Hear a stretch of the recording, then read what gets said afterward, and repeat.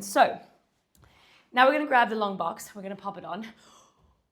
We are also going to drop your foot bar, okay?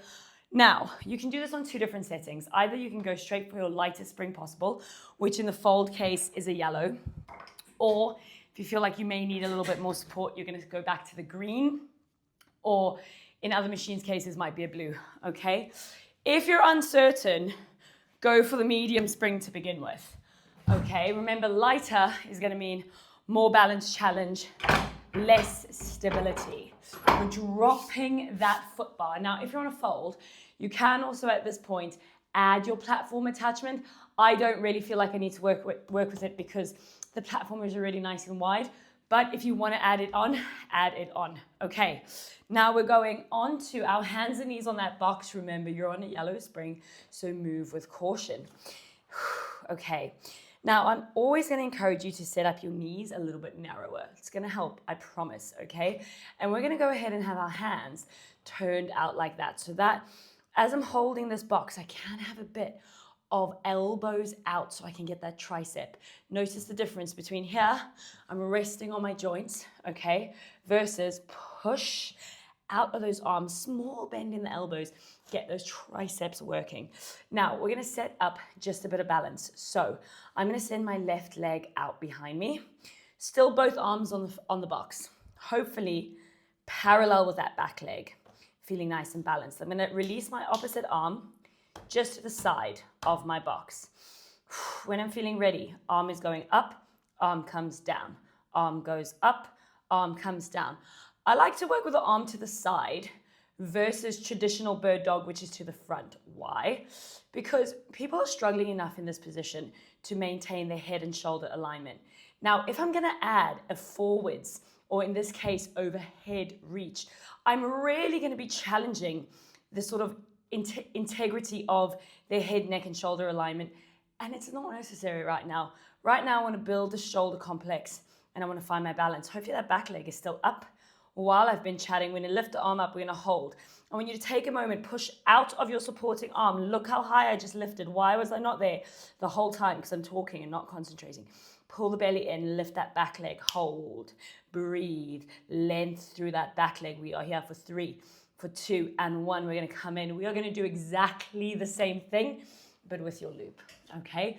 So grab that loop, go same leg you just set up. Same leg you just set up. You should be able to work with your loop on the inside of your hand because we're not going wide, okay? We're just going out. So we're going straight out, same position, hold. Feel the tension of that loop. You need contact, sole of the foot to leg, to foot. What? Sole of the foot to strap. You need that contact. Now I'm just coming in and I'm just extending out. And hopefully, nothing else is moving. Okay, everything else is stable. Now, can I take that leg out? Lock that in, release that arm. Arm goes up, arm comes down. Bring the leg in. Maybe I don't even need to put that arm down. It opens, it comes to the side of the box. Leg comes in. We're going out. We're opening. We're coming in and in. Let's go for 3 more like this. Out and open and down and in. 2 more. Out. Are you lifting out of the supporting shoulder? Okay, I don't want to see the upper back going skew at any point. Good. Woo. Work. Last 1. We take it out, out, out, out, out. Open. Hold. Hold. 5. No pulsing, just holding. 4, 3, 2, and whoa, bring that in. Grab that loop. Take a second. Swap that loop to the opposite hand. Short loop if possible. Back onto all fours. This time, a little wider. Okay, a little wider with the knees, a little narrower with that arm. I'm going straight swoop up and down. Now, while I'm working my back, I am not, I say my back, my upper back and the back of my arms, I'm not rounding my spine. Can you see that? Spine is staying in neutral. I don't want to see any curvature happening. Good. Now I'm going to go up again. I'm going to hold. I'm going to go tricep. Bend the elbow. Extend the elbow. And down. Again, swoop it up. bend the elbow, extend the elbow, and down. Let's go 2 more.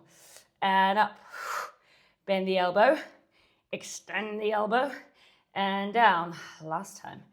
Up, bend the elbow, extend the elbow, and down. Excellent. Move those knees in.